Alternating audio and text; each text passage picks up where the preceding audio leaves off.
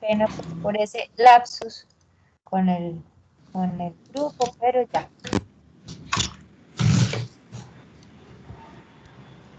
Y lo que pasa es que yo debo dejar la evidencia de las sesiones una a una, por eso es que les pido el favor que nos unamos cada vez por la sesión que corresponde, porque es la evidencia que se ha llevado las sesiones en orden. ¿Me hago entender?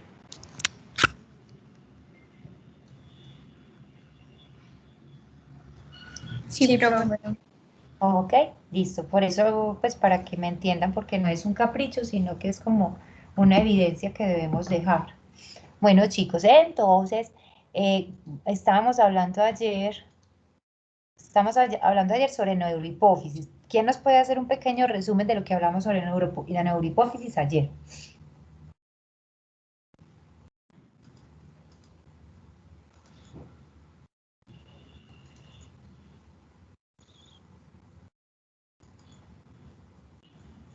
Voy a poner acá mientras me van diciendo ustedes para poder tomar las notas.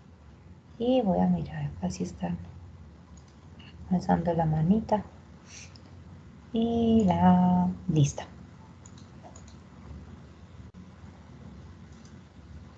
Nadie se apunta, pues, muchachos. Profe, pues Verónica, que la cuenta. neurohipófisis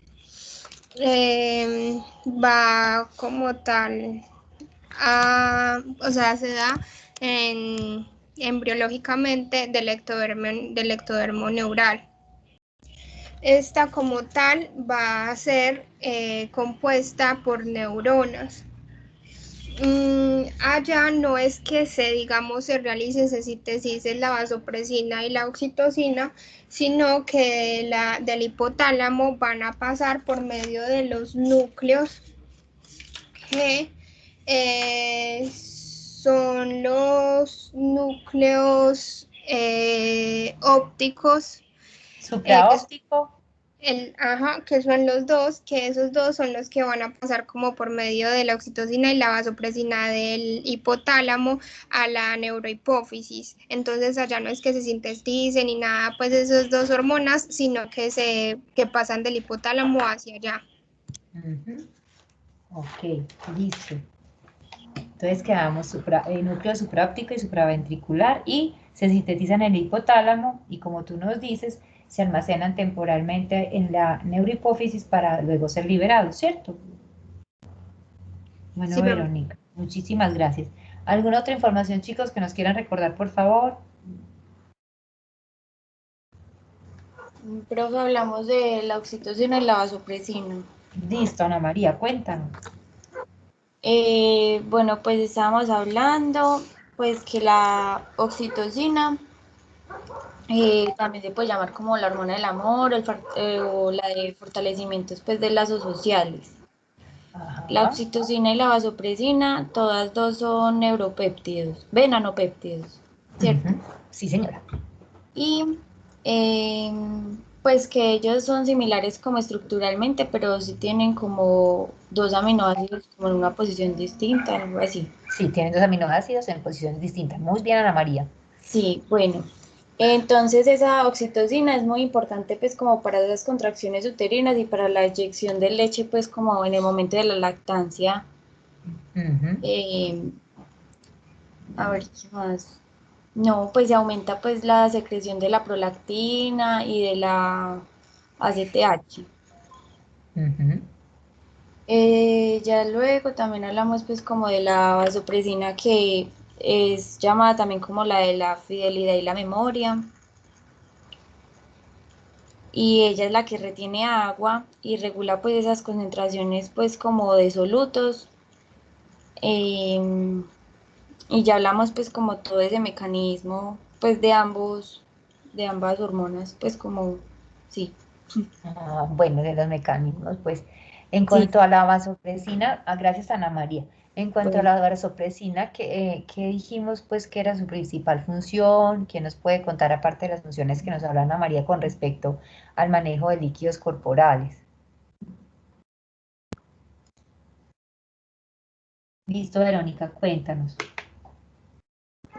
Pero pues la función más conocida de la cual me dijiste oxitocina o vasopresina. Vasopresina, Verónica, por favor. De la vasopresina como tal va a tener unos cambios muy importantes con ayuda de los osmorreceptores, Ujú. que estos van a ser como los encargados pues de regular esta vasopresina. La angiotensina 2 también nos va a ayudar a aumentar la sensibilidad de los osmorreceptores y estos nos van a ayudar como a retener, o sea, la vasopresina como tal nos va a ayudar a retener el agua para la regulación de los solutos. Entonces, esta también se va a ver afectada por cambios como por ejemplo el cortisol, los corticoides, en donde lo que va a hacer esta vasopresina va a causar una vasodilatación, va a aumentar, digamos como el agua. Verónica, perdón, recuerda que la vasopresina tiene su efecto sobre la musculatura vascular lisa y lo que ejerce es más hacer vasoconstricción, o sea, hacer como disminuir como el diámetro del vaso.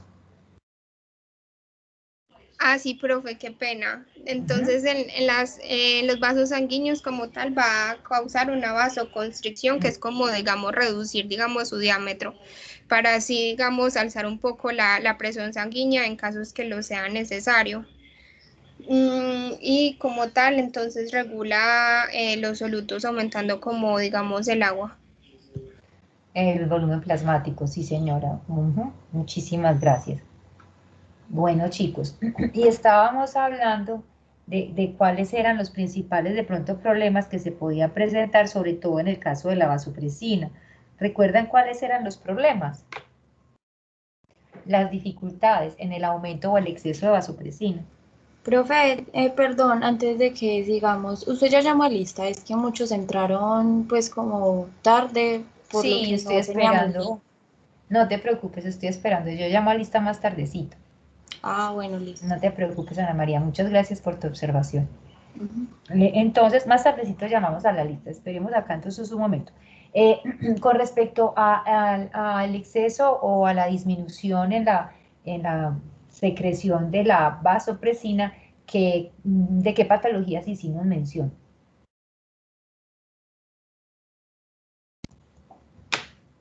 ¿Recuerdan, chicos, de qué hablamos? Profe, de la diabetes insípida. Diabetes insípida, gracias José María. ¿Y qué dijimos de esa diabetes insípida? Que cómo podría ser la diabetes insípida. ¿Se acuerdan que hablábamos que podía ser, que la diabetes insípida era porque había una disminución o una posible, pues, y también inhibición de la acción de la hormona antidiurética? Y dijimos que podía ser por dos razones, o pues porque podías tener como dos orígenes el problema. ¿Recuerdan cuáles eran? ¿Quién se acuerda o quién nos puede? A ver, hay una manita, Estefanía, cuéntanos.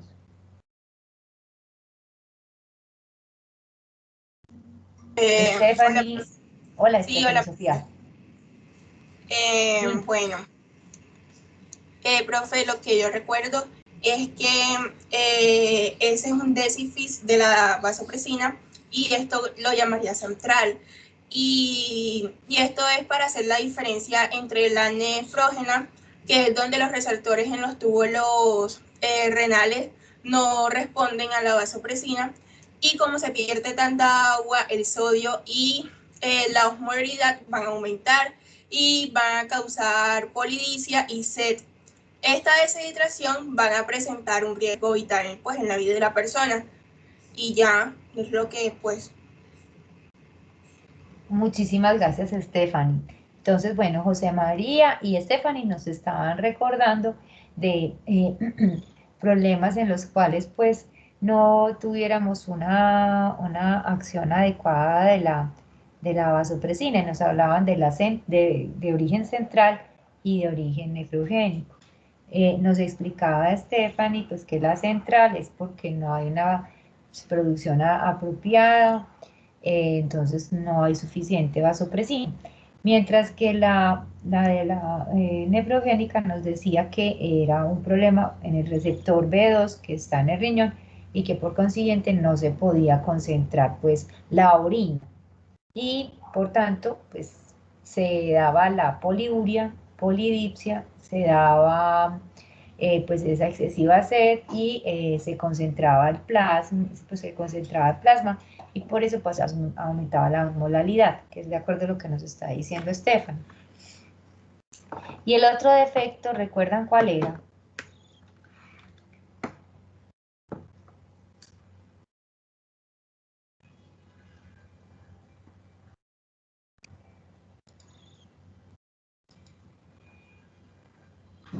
¿Se acuerdan de la secreción inadecuada de ADH o no?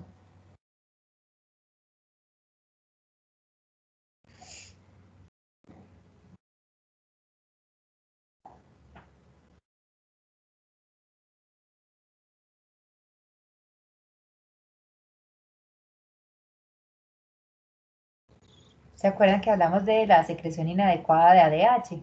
Donde decíamos que era por un aumento excesivo en su producción y que muchas veces se relacionaba era a neoplasias que pudieran generar pues un aumento de la producción de esa vasopresina.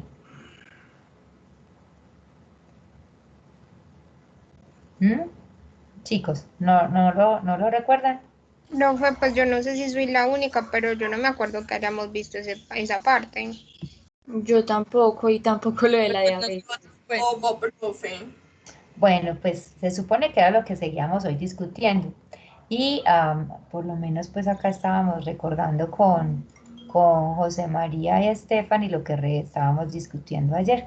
Entonces estábamos hablando que podíamos tener pues esos problemas en el caso pues de la disminución de la actividad de la vasopresina en los receptores B2. Y hablábamos de la disminución de la producción de la vasopresina a nivel pues hipotalámico o de pronto que ocurre un defecto en los osmorreceptores, ¿cierto? Son cosas muy extrañas que normalmente pues no suceden. Se habla más es de una, ya los voy a compartir para que lo vean acá. Se hablan más de del caso de una diabetes insípida voy a compartir acá para que lo miren. Voy a quiero sí. Acá. Entonces, ¿no lo ven grande o sí, chicos? No sé por qué no lo ven grande ahí. Esperen un momento para que lo vean más grandecito.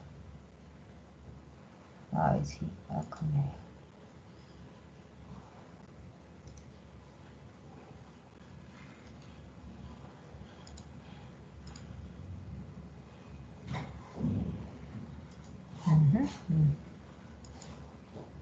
¿Ya lo ven así grandecita la imagen? Sí, profe. Listo. Al menos yo la veo. Listo, muchas gracias. Entonces, miren, vean, habíamos hablado y los compañeros ahorita nos recordaron de las situaciones en las cuales nosotros pues teníamos que la liberación de la vasopresina pues iba a estar afectada. ¿Por qué? Fuera porque a nivel pues de nuestro sistema nervioso central, en el hipotálamo, en los núcleos de las neuronas, en las neuronas, perdón, del núcleo supraóptico y paraventricular, hubiese un problema que no permitiera que ellas pudieran, acá miren como decíamos, defecto de las neuronas, que tuvieran un defecto que no pudiesen ellas secretar las hormonas.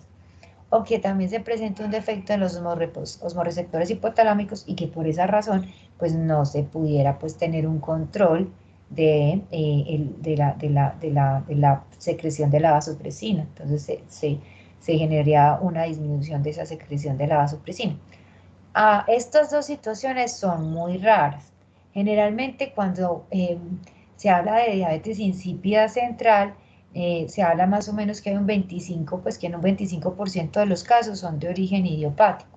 Es decir, que no se conoce por qué razón se presentó, sino que la persona de manera brusca o repentina Empieza con la poliuria, la polidipsia, empieza con la sed excesiva y pues obviamente a deshidratarse, ¿cierto? Entonces trata de equilibrar esa pérdida con el consumo de los líquidos. Y está la otra que es la nefrogénica, y es porque no hay una respuesta adecuada del riñón a la vasopresina. ¿Sí? No hay una respuesta adecuada del riñón a la vasopresina. Entonces, lo que normalmente se describe es que hay unos defectos en el receptor o en la vía de señalización, pues ya de que genera ese receptor. Por eso dice defectos en el receptor o postreceptor ADH. Son como los más frecuentes, la que se presenta de manera más frecuente. Dentro de las causas, entonces, como les decía, en la diabetes insípida central, principalmente idiopática, pues 25% es idiopático, no se sabe por qué. Y pues se caracteriza por un comienzo brusco y puede darse en cualquier edad. Las otras son, por ejemplo, para nuestro caso, en nuestro medio, los traumas encefalocraneanos que comprometen base del cráneo y que suponen que debe haber algún compromiso del tallo infundibular y por consiguiente no hay forma de que haya una buena,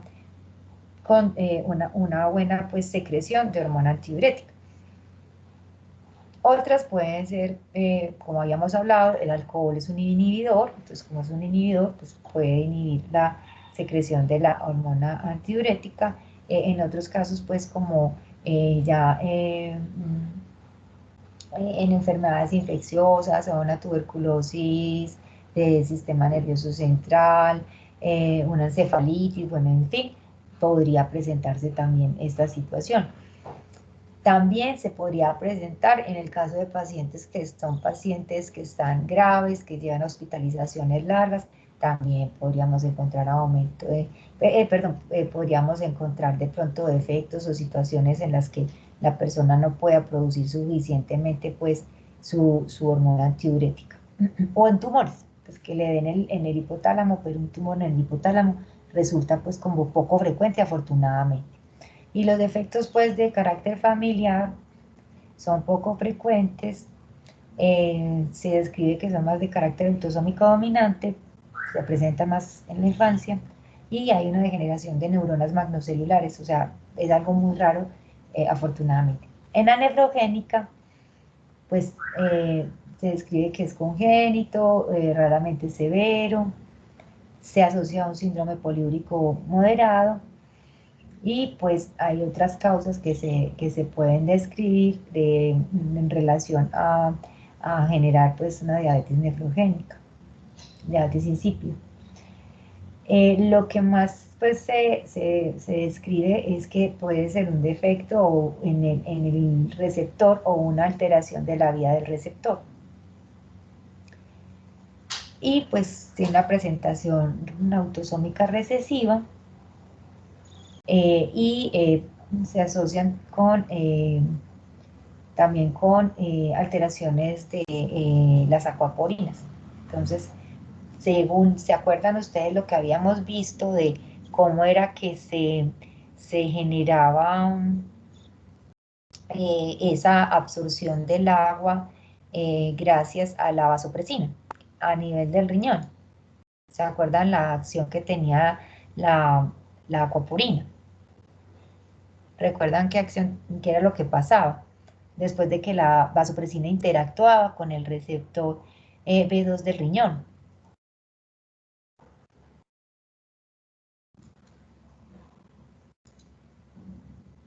¿Se acuerdan que el receptor permitía pues que se aumentara al final pues la vía de señalización, aumentara el AMP cíclico, y después de que aumentaba ese AMP cíclico, ¿qué sucedía?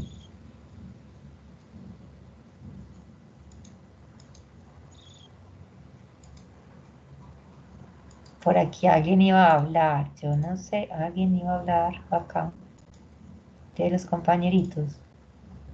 No sé si era Santiago, ¿quién iba a decir algo?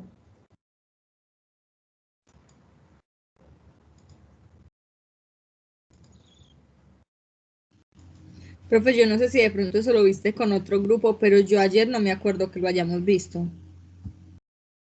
No, profe, pues, o sea, lo mencionamos muy relevantemente en donde dijimos que con los receptores B2, este nos ayuda a que el riñón no bote como el agua, sino que, digamos, lo retenga, pero pues así el funcionamiento y cómo fue, no, eso no lo vimos. Y tampoco esto de lo de la diabetes, pues las diapositivas ni siquiera las habíamos visto. Estas, por ejemplo, miremos. Esto lo habíamos comentado ayer de la función que tiene esa vasopresina.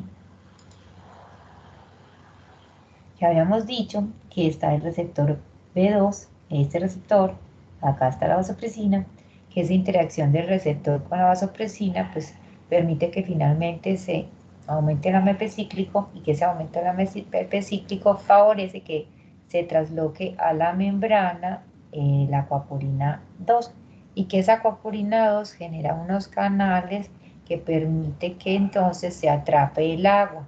Y entonces así lo que haces es que vas atrapando el agua y lo que vas a hacer aquí es que vas concentrando la orina. Entonces aquí concentras la orina y el agua que va entrando te va diluyendo el plasma. ¿Sí? Profe, disculpe, pero creo que eso era cuando finalizaste la clase. Ya nos había cogido un poquito la tarde y eso me empezaste a explicar. No Ok. había Pero significado. entonces, listo. Pero entonces estábamos hablando de la acción de la vasopresina y dijimos que la vasopresina pues tenía, pues por lo que acabo de que nos explicaba Verónica, que tenía receptores B1, receptores B2, nos explicó que los receptores B1 actúan a nivel de del músculo lisovascular y nos recordó que los receptores B2 están en el riñón. También nos recordó, pues ella nos hizo un recorderis de los osmoreceptores, de la acción sobre vasoreceptores y demás. Y entonces ya hablando pues de que de la acción de la vasopresina en el riñón, entonces ese receptor B2 del que nos hablaba Verónica en interacción con la vasopresina nos va a generar ¿qué? Que aumento del AMP cíclico intracelular, eso va a generar movilización de calcio, ¿cierto? Con un aumento del calcio intracelular y permitirá entonces también aquí la traslocación de esta acuaporina que va a formar el canal que va a permitir que se atrape el agua. Y entonces, ¿aquí qué vamos a hacer? Si aquí del túbulo colector nosotros vamos a tener que recuperamos agua, vamos a concentrar la orina. Y si estamos sacando el agua hacia acá, quiere decir que en el vaso vamos a ir diluyendo la sangre. ¿Estamos en eso, muchachos? Sí, profe. Listo. Entonces, Profe, esto la con... verdad no entendí bien. No te preocupes. Habíamos hablado de que la vasopresina tenía dos receptores principales. Un receptor B1 en el músculo lisovascular y un receptor B2 a nivel de los túbulos, a nivel de los túbulos colectores en el riñón. Y entonces dijimos que con respecto al receptor B2 que está en el riñón, en las células principales del riñón, dijimos que ese receptor de la vasopresina, que se llama B2, interactúa con la vasopresina. Esto hace que aumente el AMP cíclico intracelular, eso generará entonces la translocación de la acuaporina 2 a la membrana de la célula principal que está mirando pues hacia el túbulo colector, ¿cierto? Y entonces esta acuaporina 2 genera unos canales, pues permite que se den unos canales para que entonces el agua pueda ser pues recuperada hacia el vaso sanguíneo. Entonces aquí lo que haríamos es que si tenemos acá el agua, pero nosotros la vamos a absorber aquí, entonces acá se va a concentrar la orina, finalmente. Y lo que vamos a hacer aquí es que vamos a mantener la concentración o la osmolalidad dentro de los límites normales porque vamos a estar entrando el agua que nos va a permitir diluir el plasma, la sangre. No sé, Ana María, si era eso lo que no habías de pronto ahí como conectado con lo que estábamos diciendo.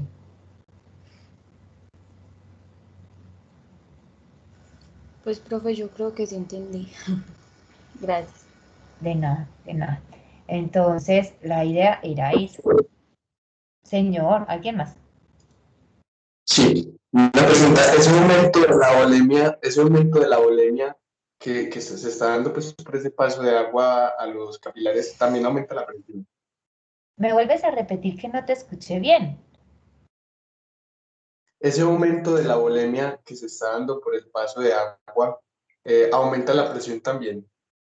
Sí, señor. Ese aumento del líquido intravascular lleva a un aumento de presión también arterial. Tienes aumento de presión arterial por dos vías, por la vía del aumentar el volumen intravascular y por la acción que tiene sobre el músculo lisovascular. Profe, Tiene doble acción. Sí, Santiago. yo escuché algo sobre el calcio, la concentración de calcio. Es que esa concentración de calcio que se aumenta intracelularmente va a permitir que se pueda llevar hacia esta parte de la membrana, las acuaporinas A2. Va a permitir que se desplacen y puedan traslocarse y presentarse acá en la membrana y puedan hacer su función. Ah, eso viene desde el ribosoma sarcoplasmático. O sea que esto estamos hablando de que vamos a liberar calcio intracelular, también se generará entrada pues, de calcio a la célula pues, de carácter extracelular para que se aumenten los niveles suficientes para que uno pueda lograr el movimiento y la traslocación, pues el movimiento de vesícula, la traslocación de las moléculas y su expresión en la superficie de la membrana. Ah, bueno, profe, pero el calcio que se libera viene desde el ribosoma sarcoplasmático. Se libera así, desde las organelas intracelulares y más el que recupera también extracelular, suma los dos. Ah, ok, profe, gracias. Sí, señor, suma los dos. Entonces, eso es lo que estaríamos teniendo acá, que es lo que nos estaría pues como ayudando a concentrar la orina y a diluir nuestra plasma y tener unas molalidades dentro de los límites normales. Entonces, esas serían las funciones que nosotros tenemos. Dime un segundo. Me devuelvo acá. Entonces, miren, acá teníamos también esta imagen que nos decía que estaban los receptores B2 en el riñón, ¿cierto? Que entonces esta vasopresina lo que hacía era que se disminuyera la pérdida de agua y se concentrara la orina. Estaban los B1 que estaban generando vasoconstricción porque se encontraban pues en células del músculo lisovascular. Lo que nos hablaba también en este caso que son funciones pues no necesariamente que tengan que ver con el equilibrio electrolítico y con la presión arterial, sino que también tenían otras funciones como las describió Ana María. Y hablábamos pues que había situaciones en las cuales usted también disminuía la cantidad de su vasopresina. Ejemplo, decíamos, bueno, si usted toma cerveza o cualquier así bebida con algún contenido alcohólico, el etanol se comporta como el inhibidor de los inhibidores y pues como inhibidor inhibe la expresión de la vasopresina, la secreción y expresión de la vasopresina. Y hablábamos que el péptido natriurético atrial, que viene del corazón, también inhibe la expresión de la vasopresina, la disminuye con el objeto de controlar el volumen intravascular, porque si hay un exceso de volumen, una retención de líquido y ese exceso de volumen está generando pues problemas de aumento de presión arterial y demás, los péptidos natriuréticos atriales tratarán de disminuir esa vasopresina para que se disminuya esta recuperación de agua en el riñón y pueda tratar de regular la cantidad de agua pues, que va a estar en los vasos sanguíneos. Cuando está haciendo mucho frío, también decíamos, cuando está haciendo demasiado frío, usted entra más frecuente al baño, tiene más micciones, el frío también disminuye la vasopresina. Los glucocorticoides, pero en exceso, también disminuye la vasopresina. Entonces estábamos viendo pues esto ayer. Y sumado a esto, entonces recordábamos cuál era esa acción de esta vasopresina en estos receptores B2. Y pues aquí era donde nosotros veíamos que era lo que pasaba en la célula principal, en el túbulo colector. Santiago. Profe, una pregunta. ¿Fármacos que ayuden a la hipertensión tienen algunos componentes que inhiban la vasopresina o no tienen nada que ver? Vení, yo guardo esto, por favor. Ya nosotros vimos esto, qué pena. Lo voy a guardar. Listo. Me estabas preguntando Pues sí, si fármacos, que no lo escuché bien, si fármacos. Gracias por cerrar la puerta. Si fármacos, decías. fármacos que tienen componentes que inhiban la vasopresina. Santiago, entendí. Fármacos que tengan componentes. Que inhiban la vasopresina.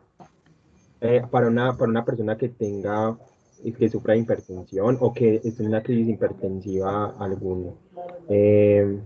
no sé, algún medicamento que le ayude a bajar esa presión arterial. Mira, lo que hay varias formas de tratar de controlar presión, pues exceso del aumento de la presión arterial, hipertensión.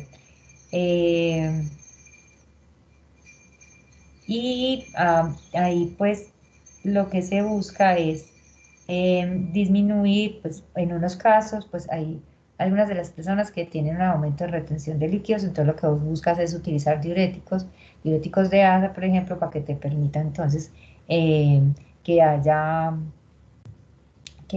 una adecuada pues liberación de líquido y que la persona pues pueda ir regulando su presión arterial por la disminución de esa retención de líquidos, por ejemplo.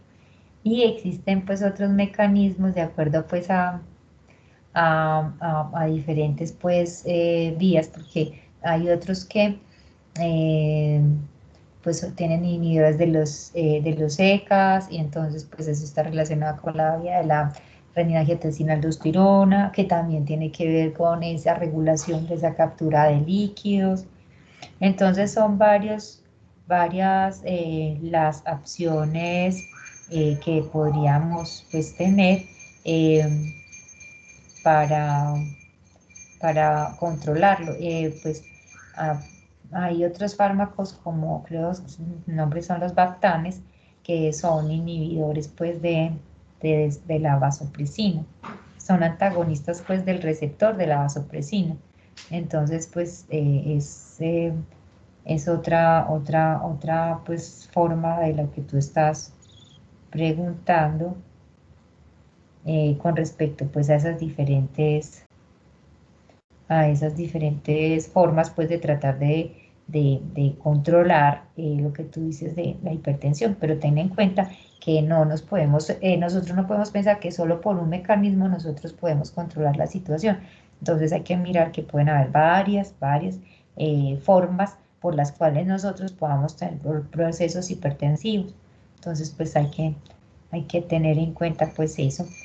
Estaba entonces comentando pues antagonistas, pues sí, antagonistas de la vasopresina por acción de inhibición sobre su receptor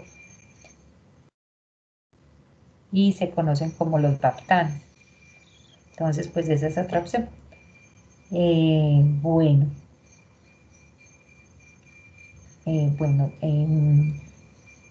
hablábamos para retomar, para no perdernos de lo que estábamos discutiendo. Entonces estábamos hablando de la acción sobre el riñón.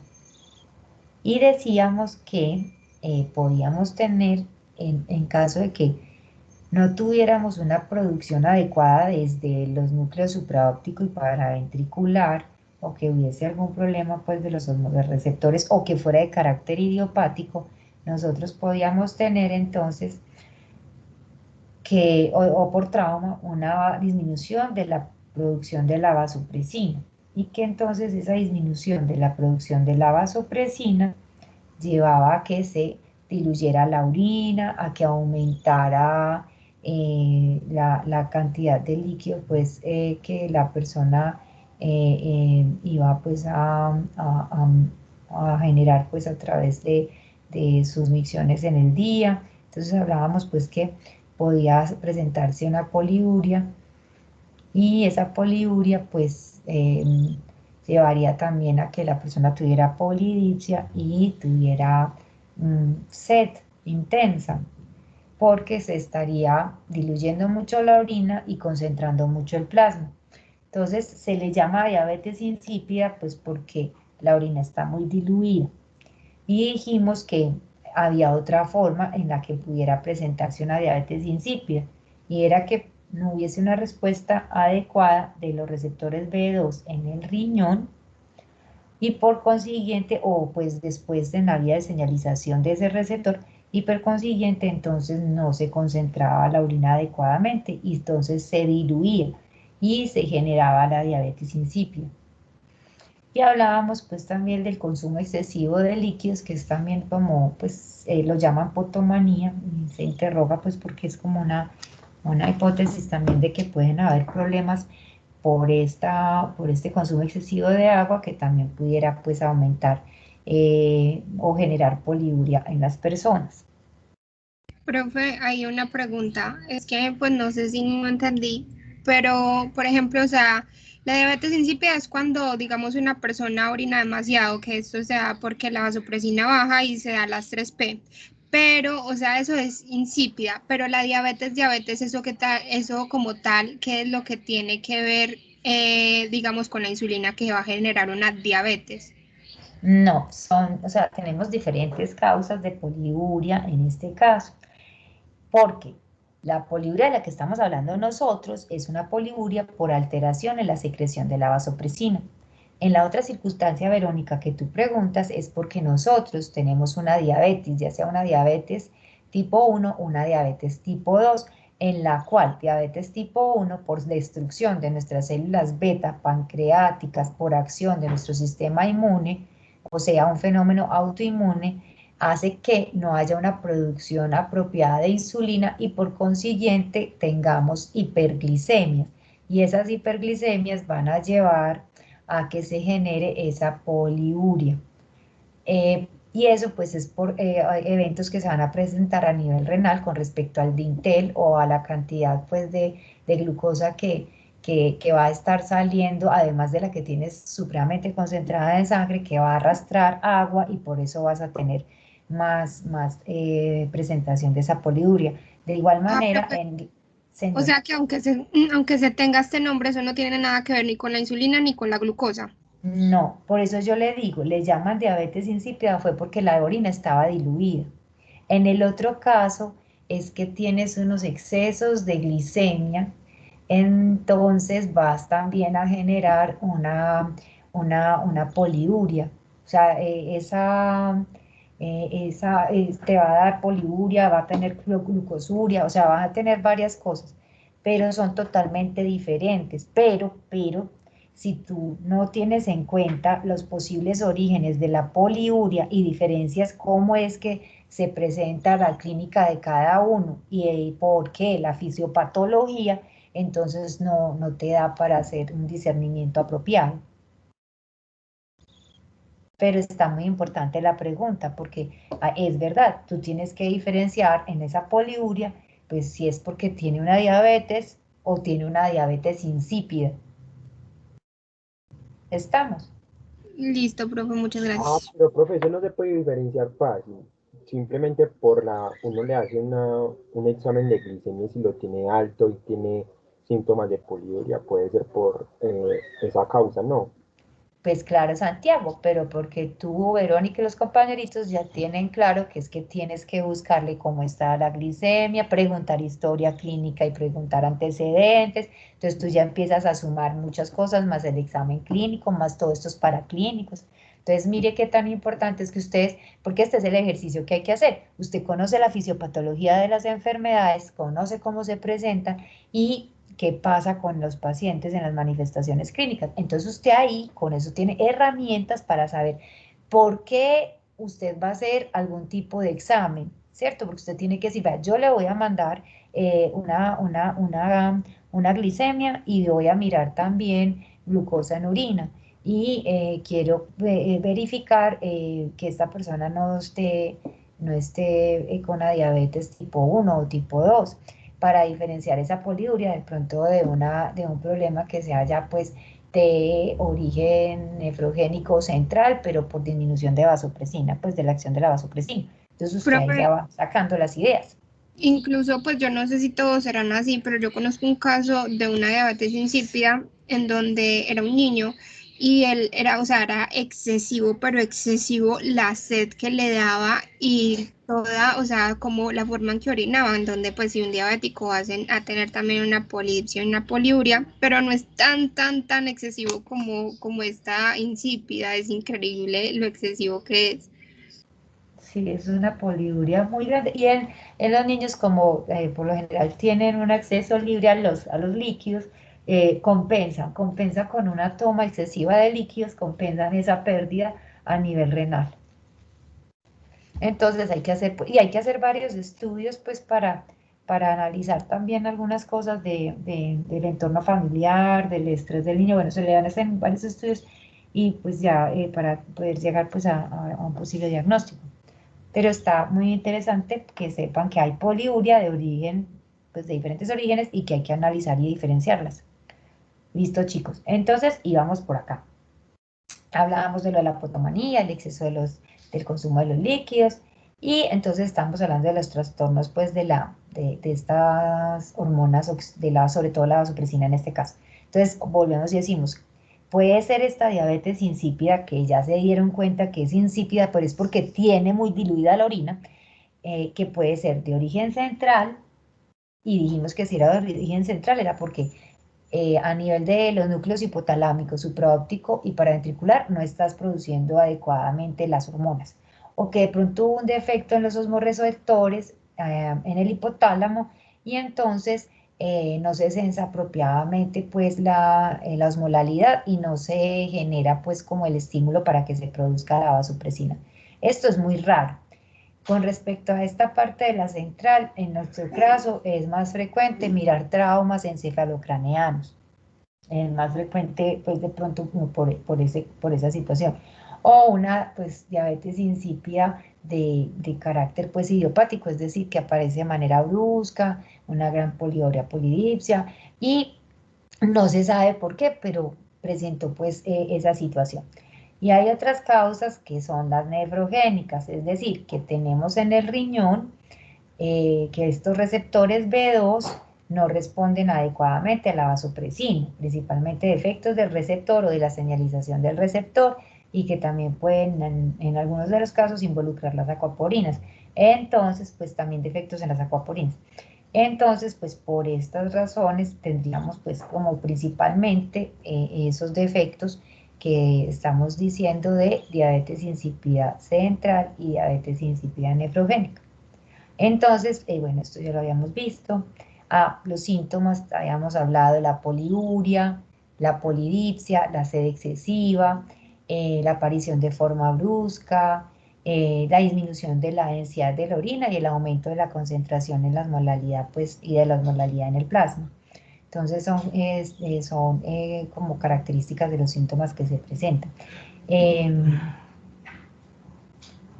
Y está la parte de diagnóstico. Entonces, pues una de las cosas importantes a realizar es mirar cómo está la concentración de la orina y la concentración del plasma, ¿cierto? Determinar la osmolaridad en la orina y en el plasma.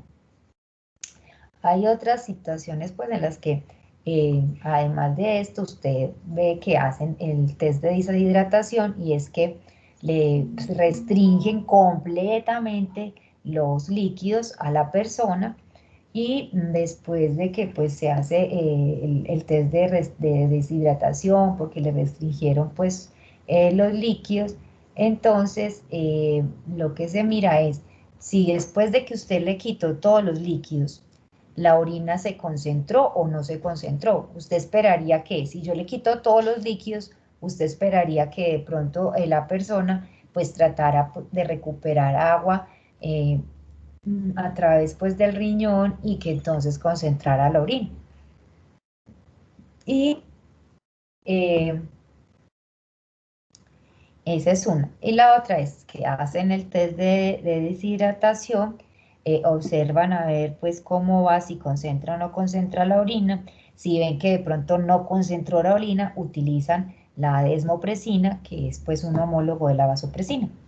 Entonces aplican la desmopresina y se fijan si después de la aplicación de la desmopresina sí concentró la orina. Entonces, se supone que si después de que le puso la desmopresina, la persona concentró la orina, quiere decir que su riñón está respondiendo bien a la vasopresina, o sea que probablemente el problema no estaba en el riñón, sino que era más un problema ya de tipo pues más superior, más central.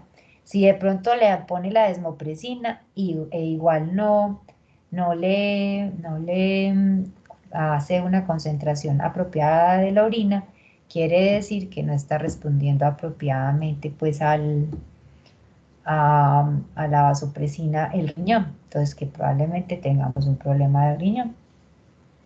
Y así pues se hacen pues como se van descartando como las posibles causas que puedan estar dando lugar a esa diabetes insípida.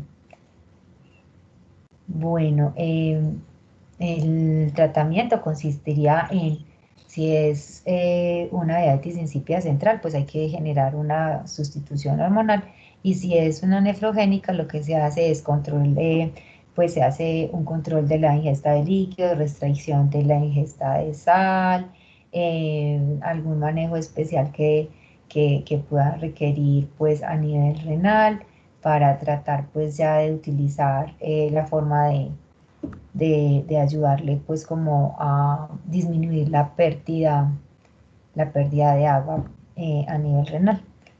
Entonces, bueno, eso por un lado. Por el otro, tenemos el caso en el que nosotros no tenemos deficiencia, sino exceso, ¿cierto? Que hay mucho. Entonces está el síndrome de secreción inadecuada de la vasopresina. Entonces, se aumenta mucho la producción de la vasopresina y ese aumento es independiente del control osmótico, o sea que no importa el control osmótico que tengamos a nivel hipotalámico, se va a estar produciendo mucha vasopresina, se va a estar produciendo mucha vasopresina. Entonces ese exceso de vasopresina nos va a hacer que se aumente mucho la retención de agua, y el aumentar la retención del agua va a hacer que se diluya más el plasma, y al diluirse más el plasma pues nos puede llevar a una hiponatremia. Dentro de las causas que más frecuentemente podrían pues como mirarse está por ejemplo las neoplasias de pulmón, células pequeñas que pueden ser productoras de vasopresina. Tenemos pues que en otras situaciones también se puede presentar traumas, con encefalitis, con meningitis, como infecciones pues que estuvieran comprometiendo el sistema nervioso central, la utilización de algunos fármacos. Entonces pues estaríamos hablando de que podría generarse pues aumento de la secreción de la vasopresina. Por ejemplo, en los síndromes paraneoplásicos, probablemente, hablando pues como las neoplasias de pulmón, podrían ser unas de las causas frecuentes de encontrar ese aumento de la secreción inadecuada de vasopresina. Ya veamos las causas. Entonces, ¿qué tenemos? Se aumenta excesivamente la vasopresina. Esto nos va a llevar a que se aumente la absorción de agua también de manera pues superior a lo normal. Esto entonces lleva a que usted disminuya la diuresis, y fuera de eso de que se disminuye la diuresis, quiere decir que concentramos más la orina, pero a nivel pues ya del plasma, lo que va a hacer es que se va a disminuir la osmolaridad, porque va a tener más diluidos sus solutos por el exceso de líquido.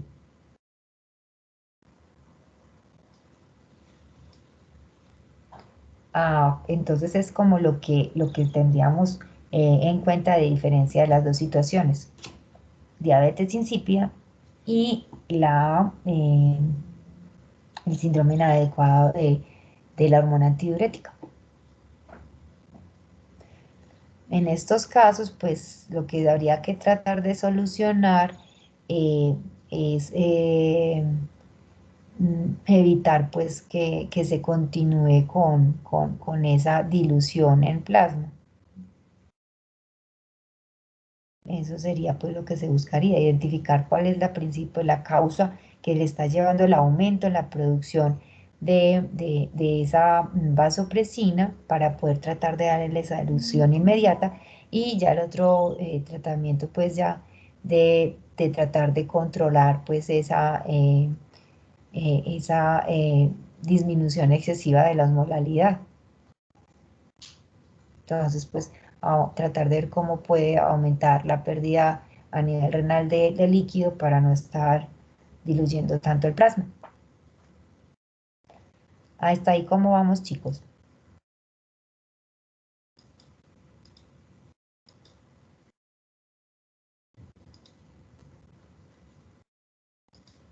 Chicos, hola. Hasta ahí, ¿cómo vamos? Sí, bueno, listo. Ya tenemos en mente eso. Ustedes ya saben, y me parece muy bueno que hagan esa diferencia de diabetes insípida y ya la poliuria, porque tenemos diabetes, ¿cierto? Ya sea tipo 1 o tipo 2. Eso es muy importante. Bueno, entonces vamos a empezar a mirar. Permítanme, yo abro acá para que miremos. Entonces, como ya vimos esta parte de la neurohipófisis y vimos pues que nos podía pasar de problemas en la neurohipófisis, vamos a hacer como un repaso de la parte de adenohipófisis, ¿cierto?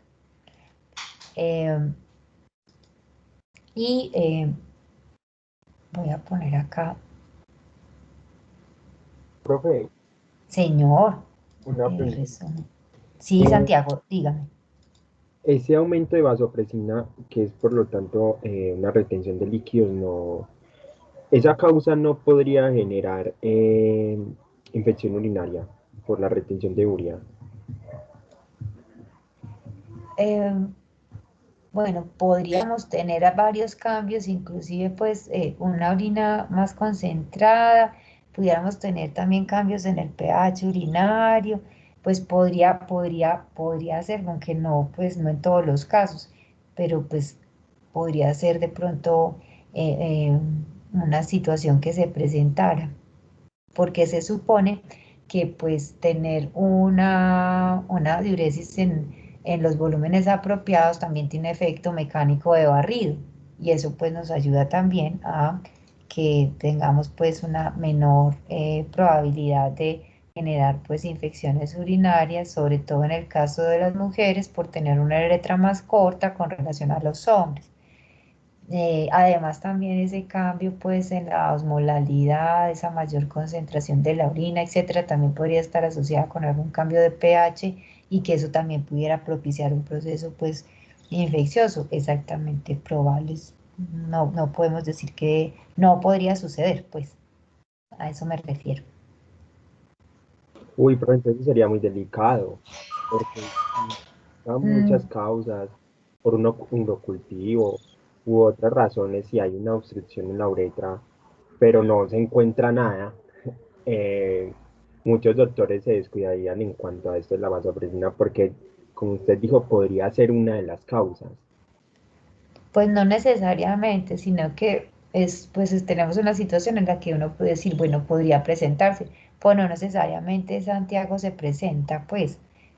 De hecho, la idea es que uno también tiene que pensar y que todos los pacientes son diferentes, no todos son iguales, y por eso te digo, pues, y tampoco sabemos las condiciones, pues, de aseo, asepsia. Bueno, hay muchas cosas que uno debe tener en cuenta ahí que, pues, pueden favorecer más o no un proceso de infección urinaria, sea en un paciente que tenga esta dificultad con la vasopresina o que no la tenga.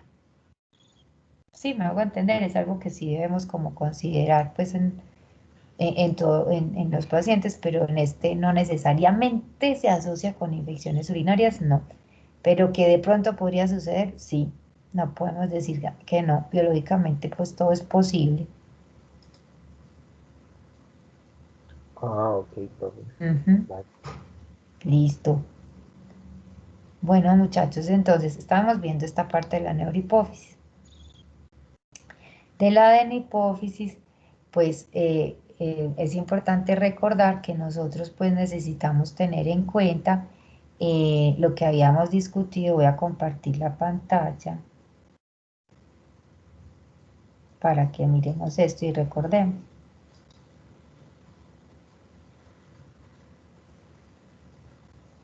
Cuando hablábamos de los ejes, entonces nosotros estábamos hablando de los ejes, entonces estábamos diciendo pues que teníamos mm, neuronas magnocelulares y parvocelulares.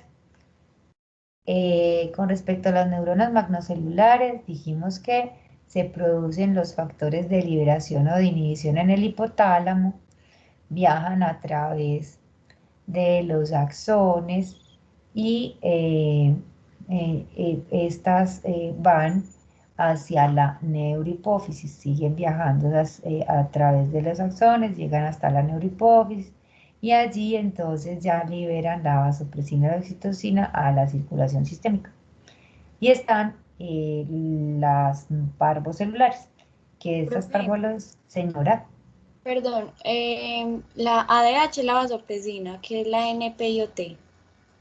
La neuroficina. Ah, listo. Y bueno, volviendo a este ladito, al lado derecho, tenemos las parvocelulares. De estos núcleos van a salir axones que van hasta la eminencia media.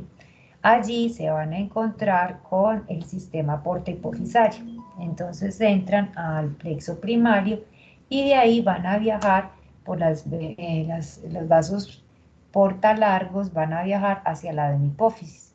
Allí se va a dar pues el plexo secundario y se van a generar pues la producción de las hormonas estimulantes que luego van a pasar a circulación sistémica, como las que tenemos acá, adrenocorticotropina, hormona estimulante de la tiroides, las gonadotropinas, la hormona del crecimiento, la prolactina, ya luego a circulación sistémica para generar sus acciones. Teníamos también esta imagen que espero la recuerden, donde nosotros decíamos que acá teníamos el ejemplo de las neuronas magnocelulares que estaban en los núcleos supraóptico y paraventricular, que entonces salían estas hormonas y viajaban a través de los axones, que esos axones entonces iban hasta la neurohipófisis, que es esta, que la neurohipófisis entraba pues en contacto con los capilares derivados de la arteria hipofisaria inferior y que ya luego pasaban a la circulación sistémica. Esta del lado derecho es para representar las neuronas parvocelulares de los diferentes núcleos que están involucrados, que producen los factores de liberación o de inhibición, que viajan hasta la eminencia media y allá en la eminencia media se encuentran con el sistema portohipofisario que viene proveniente pues de la arteria hipofisaria superior. Entonces allí entran al plexo primario, luego van por los vasos portal largos y ya luego llegan a la adenopófisis, aquí entonces forman un plexo secundario, luego se da la producción de las hormonas estimulantes y ellas viajan a la circulación sistémica. Listo, ¿se acuerdan que eso lo habíamos dicho? Entonces, pues también recordemos que todas estas hormonas pues tienen unos ritmos circadianos de producción y varían pues de acuerdo a las características y función que ellas tienen. Hablábamos de que hay que tener en cuenta que muchas veces los diferentes ejes tienen acciones entre ellos. Entonces, por ejemplo, nosotros vemos que la hormona liberadora, la hormona del crecimiento, me va a generar la secreción de la hormona del crecimiento. Resulta que esa hormona, que este eje de la hormona del crecimiento se va a ver inhibido por acción del eje de la corticotropina, ¿cierto? Se va a ver inhibido por el eje hipotálamo y hipófisis, pero por producción de la CRH, ACTH, o sea, este eje corticotropo va a generar una inhibición sobre el eje gonadotropo. Cuando es estamos hablando, por ejemplo, en el caso de estrés crónico. Yo no sé si ustedes conocen o pues se acuerdan en historia sobre los gulags o los centros o los campos de exterminio, donde llevaron a muchas poblaciones europeas y de otros lugares del mundo cuando estaban pues los alemanes entre la Primera y Segunda Guerra Mundial. Sí, profe, el de Auschwitz, que es como el más mencionado. Es uno de los más mencionados. Sí, entonces resulta que allá inclusive, por ejemplo, para análisis de hormona del crecimiento con respecto a los niños, investigaron qué pasaba, porque crecían menos los niños que tenían menos posibilidad de afecto y relación con las personas. Entonces habían niños en estos campos de concentración que estaban solo recibiendo la comida y no recibían ningún otro contacto con otras personas ni con los cuidadores. Y habían otros que recibían pues como la comida, estaban pendientes y tenían contacto con los cuidadores y entonces veían que esos que tenían contacto con los cuidadores tenían un mejor desarrollo cognitivo y ponderostatural que los niños que no tenían sino la comida y no más. Entonces ahí se empezaron a realizar estudios donde se dieron cuenta que el contacto físico, el abrazo, el masaje al niño, el tener un espacio donde se sienta querido y apreciado, protegido, todo eso junto le va a ayudar a que tenga una mejor producción de hormona del crecimiento. Entonces, pues se dieron cuenta que los niños que tenían el eje corticotropo, pues en función de manera excesiva por un estrés crónico, agotador, tenían inhibición del eje de la somatotropina, y pues tenían disminución en su crecimiento y también en su desarrollo pues cognitivo. Eso fue uno de los experimentos pues que realizaron allí y por eso se dieron cuenta de lo que les estaba hablando. Recuerde que no solamente pues es el caso que puede generar el exceso pues del eje corticotropo en acción sobre el somatotropo, sino que también tenemos la somatostatina, que viene a ser también inhibidor del eje de la somatotropina, ¿cierto? De la hormona del crecimiento. Entonces ahí tenemos, por ejemplo, dos acciones de inhibición. Tenemos además, por ejemplo, que esta somatostatina pues no solamente hace de inhibición acá contra la hormona del crecimiento, mire que también tiene una actividad de inhibición a nivel pues del páncreas con actividad paracrina, donde está inhibiendo insulina, glucagón, gastrina, secretina, también a nivel del tracto gastrointestinal, péptido intestinal vasoactivo. También la somatostatina tiene cierto grado de inhibición sobre el eje prolactina y también sobre el eje corticotropo. También tiene un efecto de inhibición sobre el eje de la tirotropina. y que sobre el eje de la tirotropina y sobre el eje de la prolactina también hay un efecto que se presenta de inhibición, sobre todo para la prolactina, por parte de la dopamina, ¿cierto? Por parte de la dopamina. Tenemos también que este eje corticotropo puede generar inhibición, miren, inhibición sobre el eje gonadotropo. Entonces, personas que tienen procesos de estrés intenso, agudo y crónico, sobre todo pues a nivel ya de un estrés intenso crónico, tienden a presentar una inhibición del eje gonadotropo. Entonces, tienden a tener problemas de fertilidad o tienen ciclos anovulatorios, etcétera, y entonces estamos hablando pues de inhibición de ese eje gonadotropo. Entonces, lo interesante de este asunto, muchachos, es que de acuerdo a lo que hemos ido mirando, vamos viendo todas estas relaciones que se dan y cómo se da ese equilibrio dinámico entre los ejes cuando estamos hablando que la persona se encuentra pues en un estado saludable. ¿Sí? Bueno, a medida pues de que vayamos hablando, también vamos recordando pues todas estas interacciones que se dan en los ejes.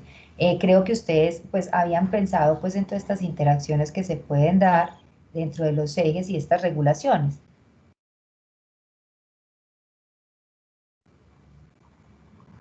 Chicos. Profe, pues sí, un poquito y pues de los que usted más o menos había mencionado, pero ya este es otro nivel. Pero es bueno que vayamos mirando esto, ¿cierto? Para que también caigamos en cuenta de muchas de las situaciones y las interacciones que se pueden estar dando en nuestros sistemas, de nuestra complejidad. Bueno, chicos, entonces nosotros pues estamos haciendo como este repaso, lo que habíamos visto en relación con adenipófisis. También habíamos visto que todos estos factores de liberación o de inhibición a nivel pues de los núcleos hipotalámicos eran de carácter peptídico, ¿se acuerdan? Que eran moléculas que eran de carácter peptídico, que estos eran péptidos, ¿cierto? Y que como habíamos hablado, que como eran de carácter peptídico, pues que tenían una síntesis, que era una síntesis a nivel pues ya de lo que está sucediendo pues allá en estos núcleos, la síntesis de estos factores de estimulación o factores de inhibición, estimulación, inhibición, estimulación.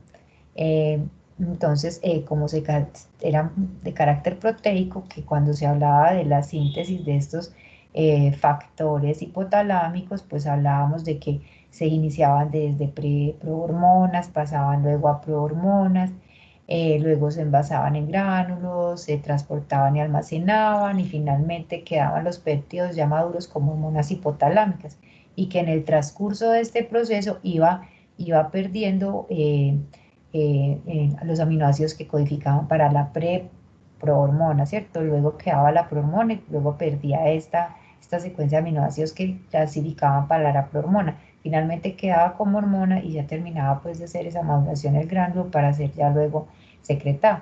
Entonces esta es como la característica general de las hormonas que son de carácter peptídico, como lo son los factores hipotalámicos. Entonces, pues ya nosotros vimos pues que están estos factores hipotalámicos y que estos factores van a generar acciones sobre la adenipófisis. En la adenipófisis, entonces tenemos diferentes tipos celulares, ¿cierto? Y dentro de esos tipos celulares, pues están las células adrenocorticotropas, que han leído sobre la producción de la adrenocorticotropina, que han revisado sobre esa producción de la adrenocorticotropina, de qué molécula, pues, o de qué prohormona se deriva, que han leído sobre esos chicos. Profe, pues que esta se da como tal en la hipófisis. Y esta viene de la CRH que se da en el hipotálamo, que es la corticotropina. Ya después esta va a pasar como a la glándula suprarrenal, en donde va a producir una serie de hormonas, como por ejemplo la norepinefrina, epinefrina, pero ya ahí no va a ser peptídica ni nada, sino que va a ser una amina. Bueno, ahí hay que hacer una precisión, Verónica, mira. La adrenocorticotropina va a estimular principalmente la corteza suprarrenal y de esta corteza derivarán el cortisol y los mineralocorticoides. ¿Sí? Espérate un momentito, escuchemos a Stephanie y Sofía. Stephanie. Profe, lo que yo había leído era de que, bueno, primero estas son en las células corticotropas. Entonces esto le van a estimular la generación de glucocorticoides y de los andrógenos, perdón. Y esto lo van a hacer por medio de las suprarrenales y lo que van a hacer es mantener el tamaño de la corteza suprarrenal.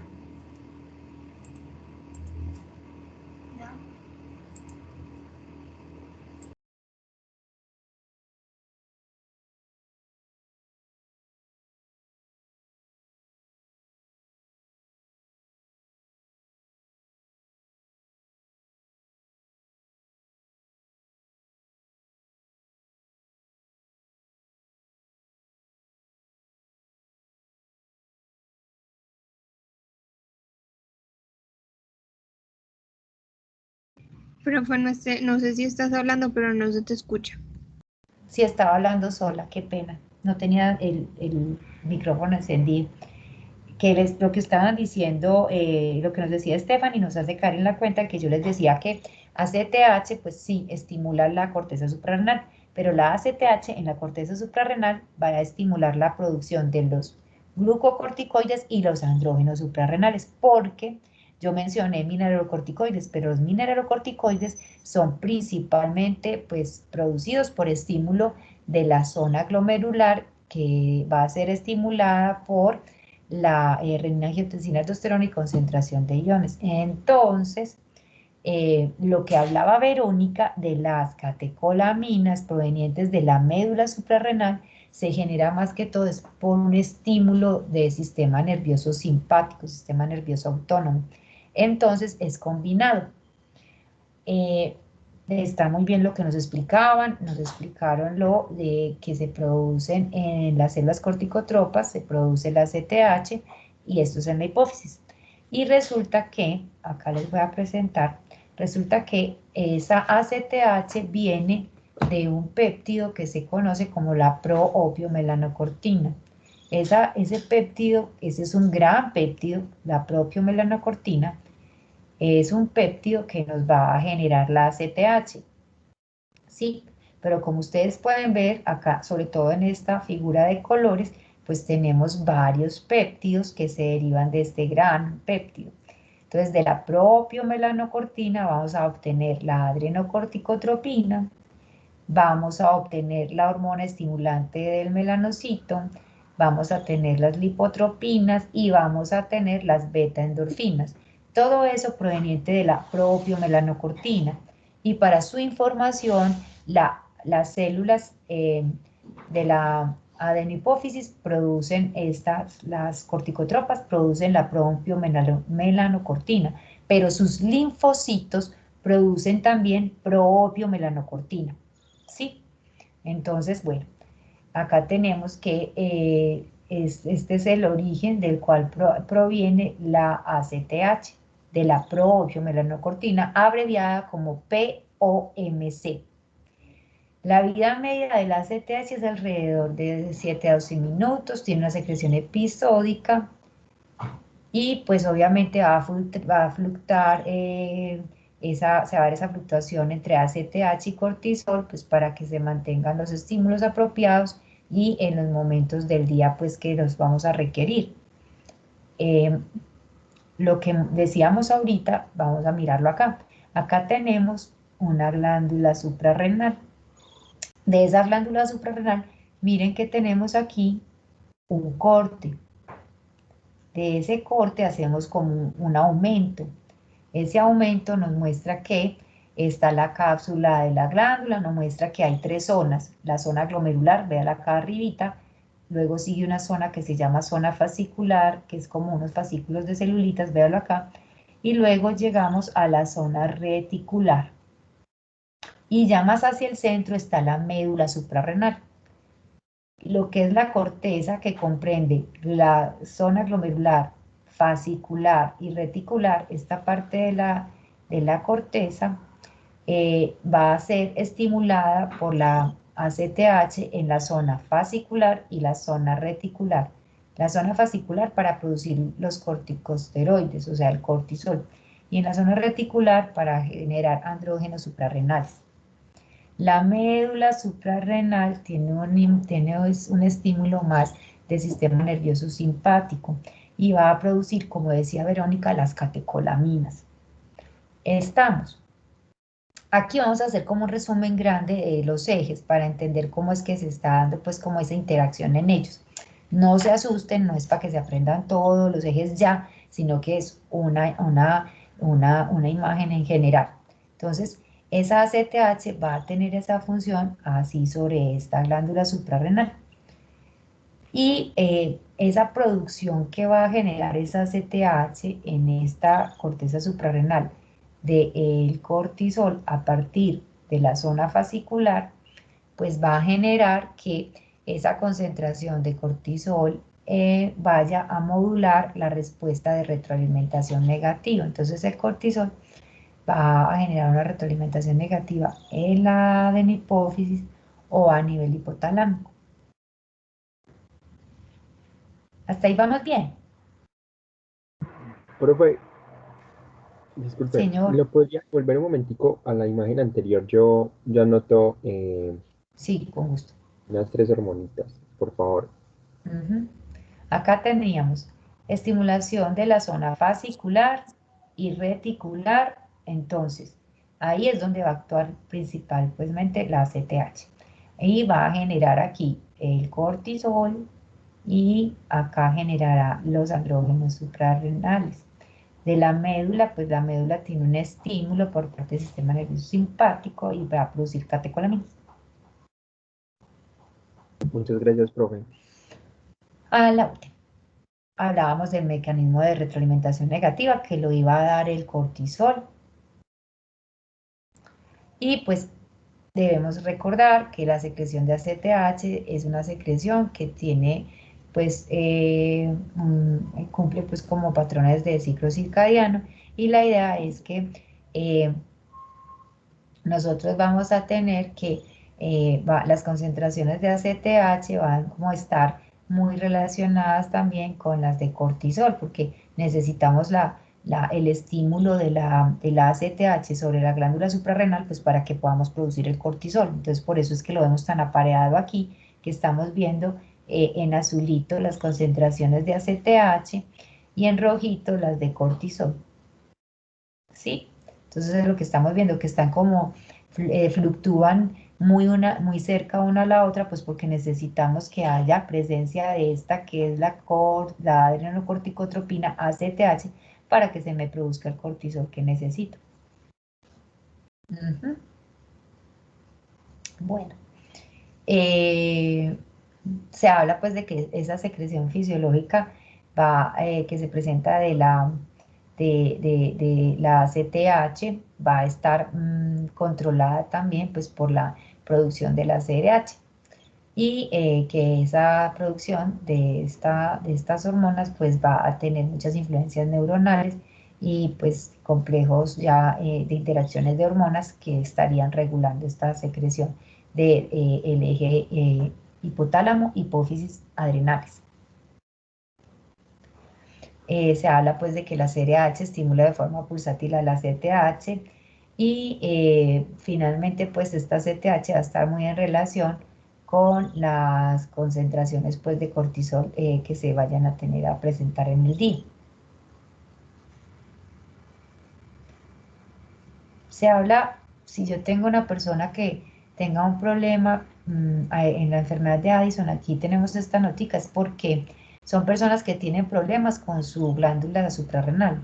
Es una glándula suprarrenal que tiene algunos cambios en su estructura por diversas patologías que generan que la glándula ya no funcione apropiadamente. Entonces, como la glándula ya no funciona bien, la glándula suprarrenal no funciona bien, va a haber un estímulo pues muy intenso y constante inicialmente por parte de la CRH y la ACTH. Entonces vamos a ver que las concentraciones de CTH van a estar permanentemente pues presentes en el día, y pues como no hay cortisol porque no hay glándula suprarrenal funcional, entonces pues está la ACTH tratando de estimular la glándula, pero la glándula no le responde porque no puede producir cortisol, y esa es la razón por la que no se da el eje de retroalimentación negativa en este caso, y entonces se presenta ese aumento constante de la CTH diurna. Bueno, Profe, señor.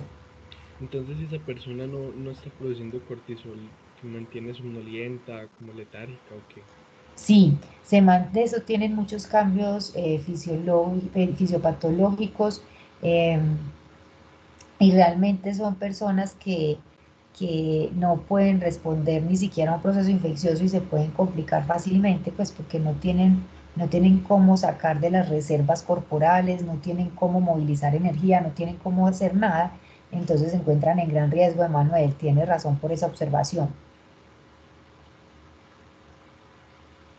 Más adelante nosotros veremos pues todas estas patologías y veremos pues las enfermedades específicas de cada eje, pero aquí hacemos una mención de ellas brevemente.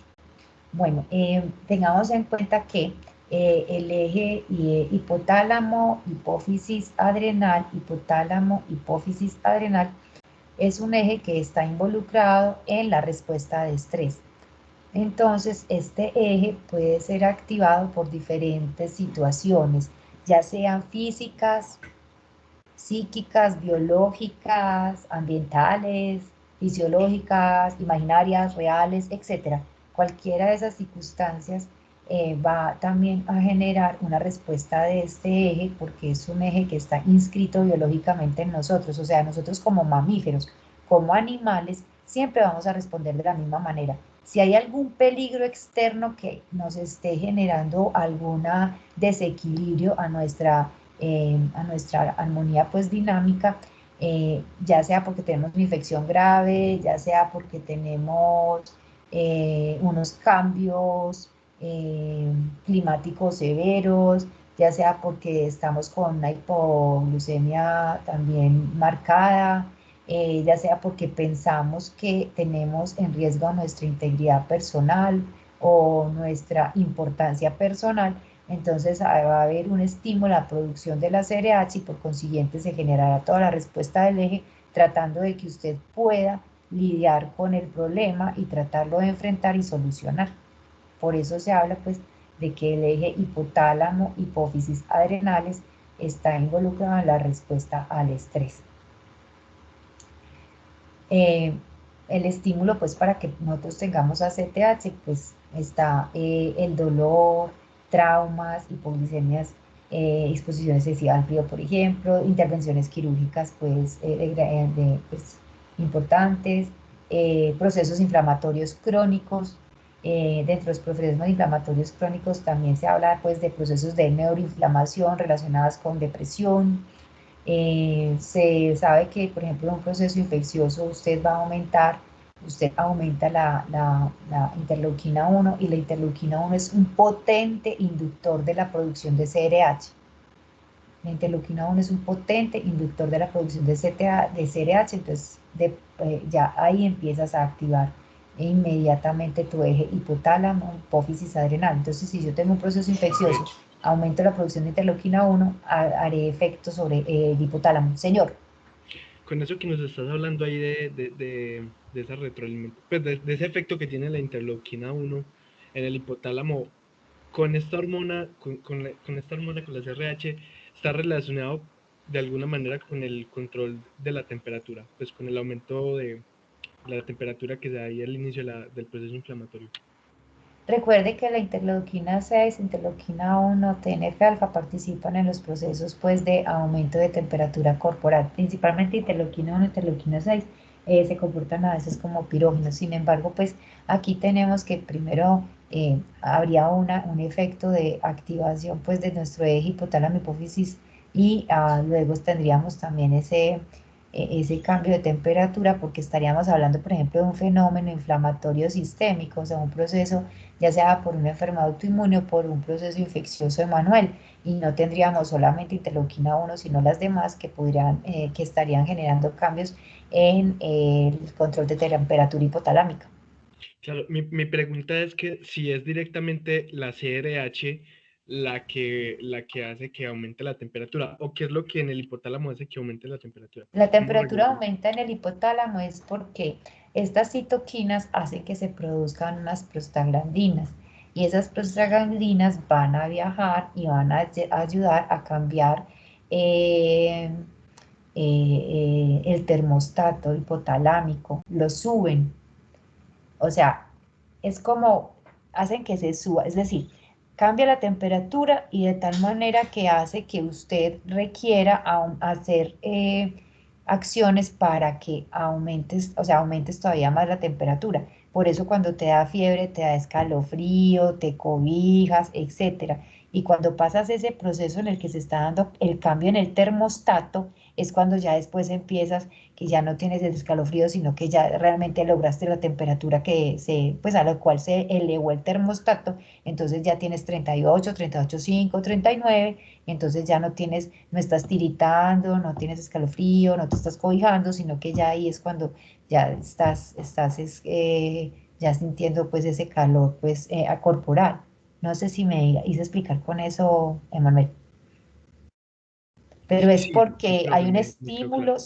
hay un estímulo sobre las células del endotelio a raíz de las citoquinas proinflamatorias y pirógenas que hace que se produzcan unas prostaglandinas y esas prostaglandinas eh, a nivel hipotalámico generan esos cambios del termostato. Pues esto hay un poquito más, tiene más complejidad, pero para explicarlo así brevemente, eso es lo que estaría sucediendo. Entonces, bueno, volviendo a retomar, muchachos, entonces lo que nos Pero decía, no entiendo, o sea, todos los cambios físicos, el estrés, lo emocional, la hipoglucemia, todo me va a generar más CRH.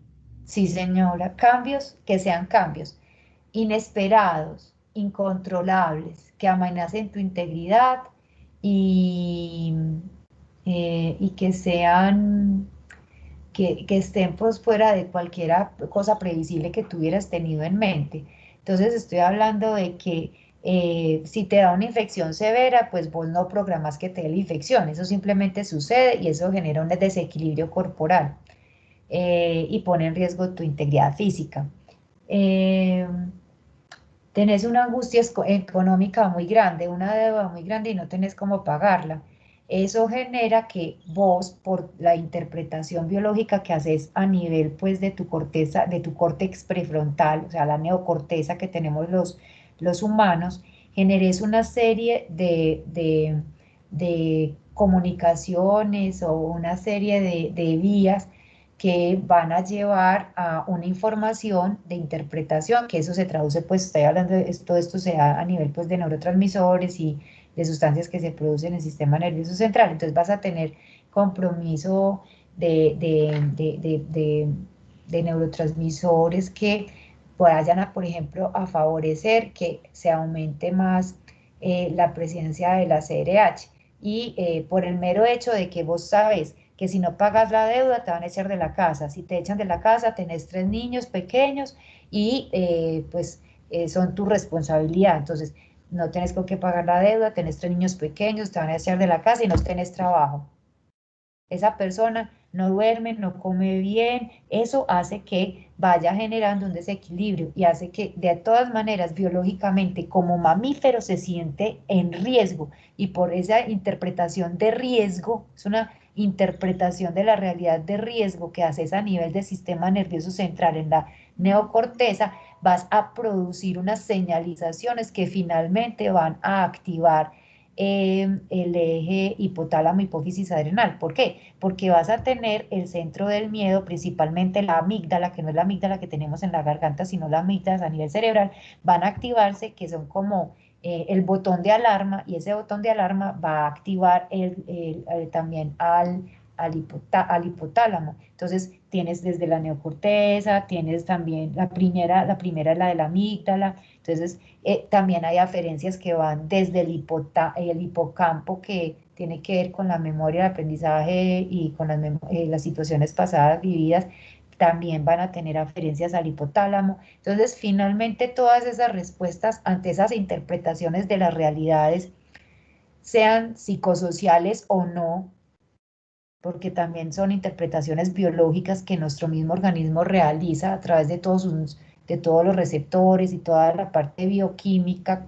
Entonces genera esa activación de este eje, porque es que es un eje que nosotros como mamífero activamos, independientemente de lo que sea. Cualquier situación de riesgo biológicamente hace que este eje se active. Cualquiera, porque es que eso está inscrito en nosotros como mamíferos, como animales. ¿Me hago entender? Nosotros necesitamos un entrenamiento de mucho tiempo para saber cómo modular la interpretación de la realidad desde la parte de los riesgos psicosociales para tratar de controlar parte de las acciones de este eje.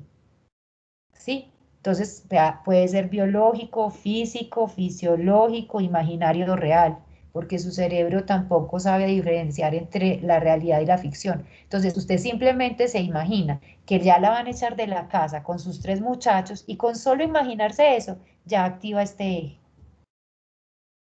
No sé si me hago entender.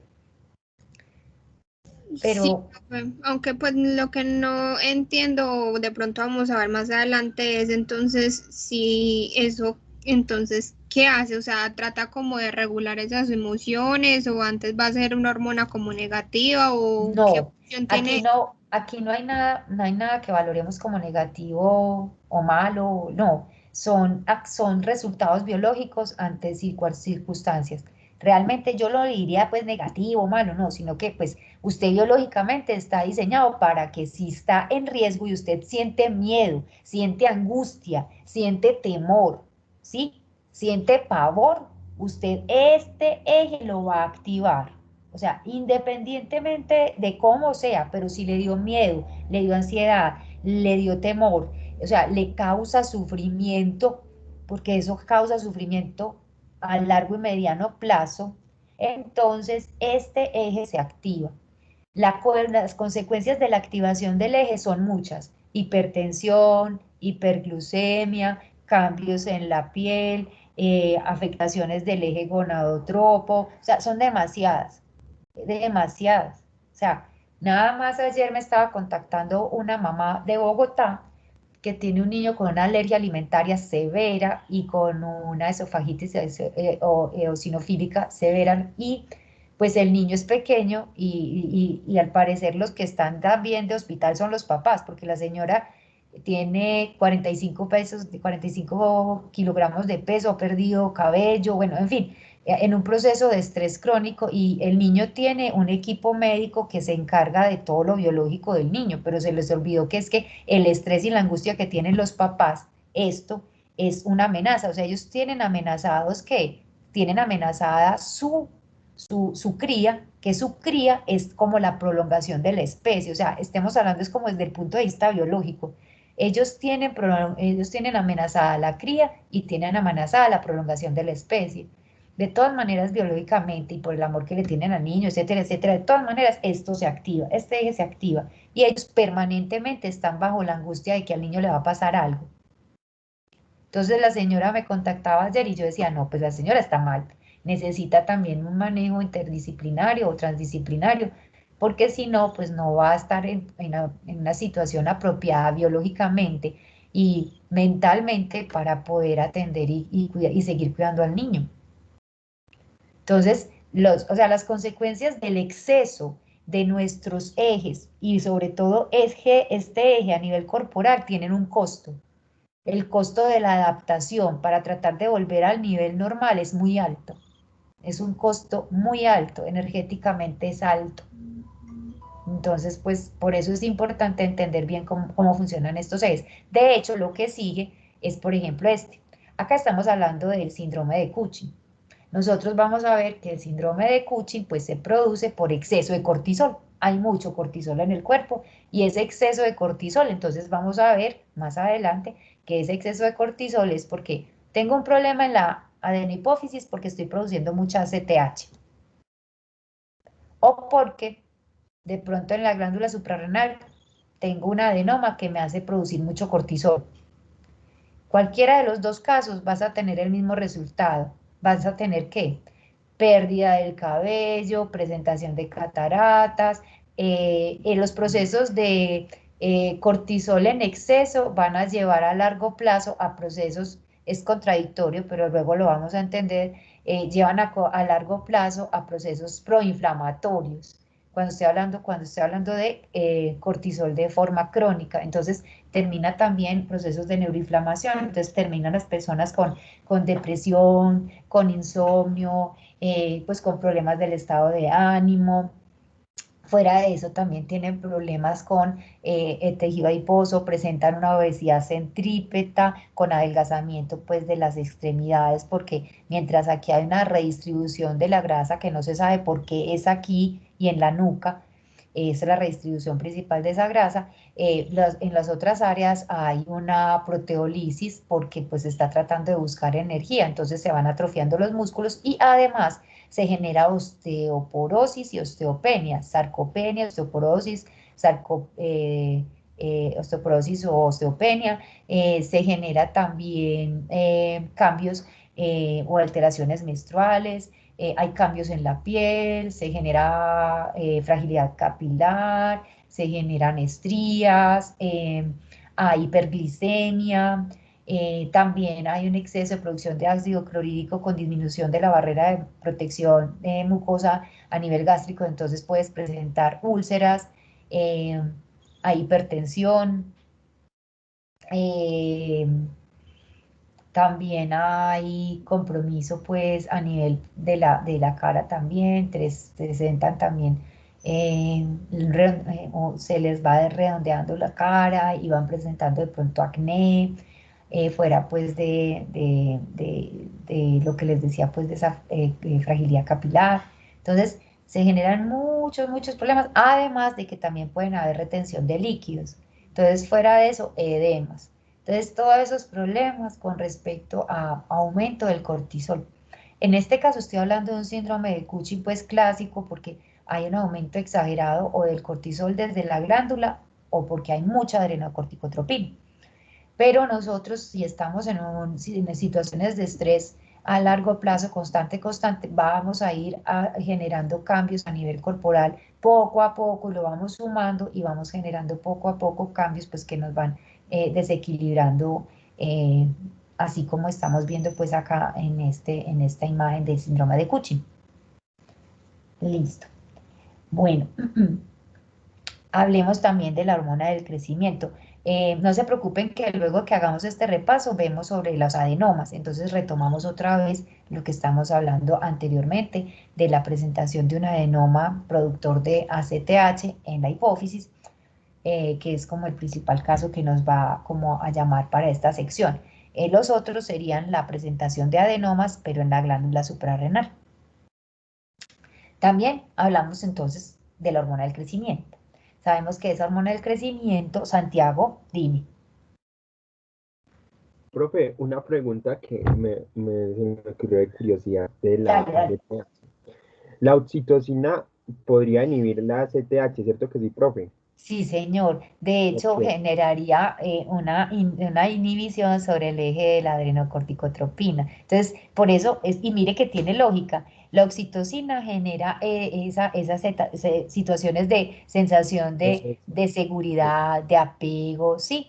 Entonces, mírenme que de alguna manera es muy bonito cómo es que se presentan esas relaciones. Y entonces, esa misma hormona va a generar una disminución de esa actividad del eje del eje corticotropo por disminución de producción de la ACTH. Pero, profe, digamos que uno enamorarse a veces como que no es tan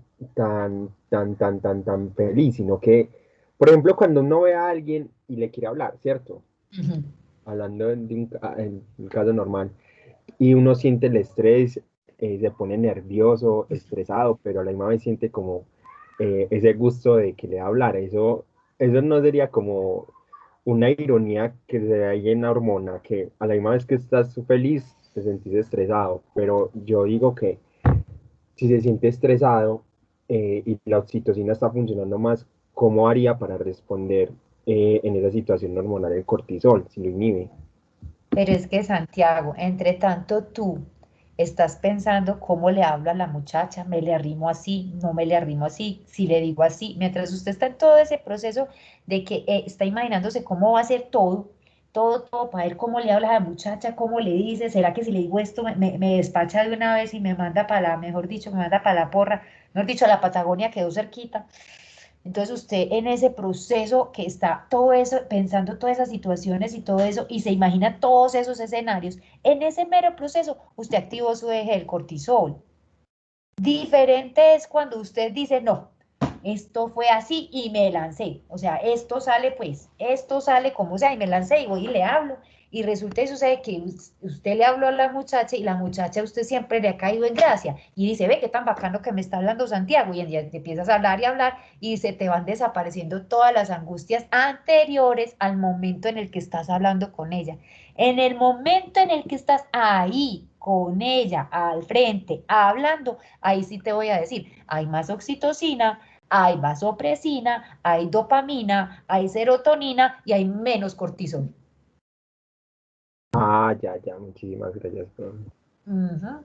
Es diferente, pero des en cuenta que es como un continuo, o sea, nosotros vamos en un proceso, eso es un continuo, entonces uno siempre tiene que estar como en el proceso del continuo, de que va en ese movimiento, pues como que se va dando el proceso, pero usted tiene que ser consciente que en esos momentos donde usted tiene como esa ansiedad, como de esa circunstancia, o ese temor, o bueno, no sé cómo llamarlo, o si es una ansiedad más bien, porque está para hacer algo, pero no lo hace hasta que lo logra, ahí es cuando ya hablamos de que la cosa es diferente.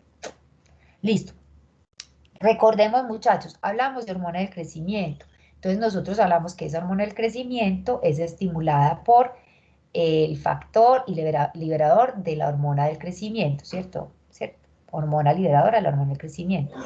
Esta hormona liberadora es una cadena polipeptídica de 44 aminoácidos, tiene un receptor acoplado a proteínas G en las células somatotropas, activa proteínas G, ¿cierto? Estimula la adenilatoxiclasa, aumenta el AMP cíclico y esto aumenta la síntesis de la hormona y para favorecer su liberación pues aumenta el calcio intracelular, pues porque está saliendo el calcio de la célula que está en el retículo y además entra calcio de afuera. Es una hormona de secreción episódica, tiene un ritmo circadiano, se produce en el núcleo arcuato y los axones terminan en la capa externa de la eminencia media. Hay otros tejidos que pueden secretar hormona liberadora de la hormona del crecimiento, como en el ovario, la placenta y el útero en humanos, pero no se conoce la función en estos tejidos precisamente sobre esa hormona liberadora. Entonces, como yo les estaba comentando, esta hormona liberadora tiene dos formas, una de 44 aminoácidos y otra de 40. La isoforma de 44 aminoácidos es la que está en mayor parte pues, presente a nivel pues, sanguíneo en el plasma y pues es la que, con la que está ejerciendo su actividad biológica. Este factor de liberación se habla pues de que hace parte de otros péptidos homólogos pues como son la secretina, el glucagón y el péptido intestinal vasoactivo.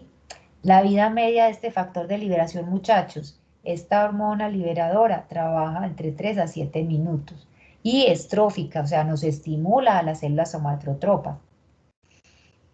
¿Qué tenemos? En estrés agudo, donde tenemos glucocorticoides, nos van a inducir expresión de genes que codifican para la hormona de crecimiento, como también para el receptor de la misma. O sea, responde con rapidez al estrés este eje de la hormona del crecimiento. Pero el exceso de glucocorticoides, hablando de estrés crónico, inhibe la expresión de la hormona y también de receptor, ¿sí? Hay otros estímulos que generan pues la expresión de este factor de liberación. Entonces se habla pues de el GABA, sustancias opioides que lo hacen por vía pues de receptores adrenérgicos, y que las sustancias que favorecen la liberación de la hormona de crecimiento también podrían estar estimulando la liberación del factor liberador de la hormona del crecimiento. Pues acá tenemos pues un esquema de la hormona del crecimiento. Se habla que desde el punto de vista ancestral, pues se habla de que hay una historia de más o menos de 400 millones de años donde hay un gen común del cual se deriva la prolactina y la hormona del crecimiento. Por eso muestran pues de que hay un cierto grado de similitud entre la hormona del crecimiento, el lactógeno placentario y la prolactina.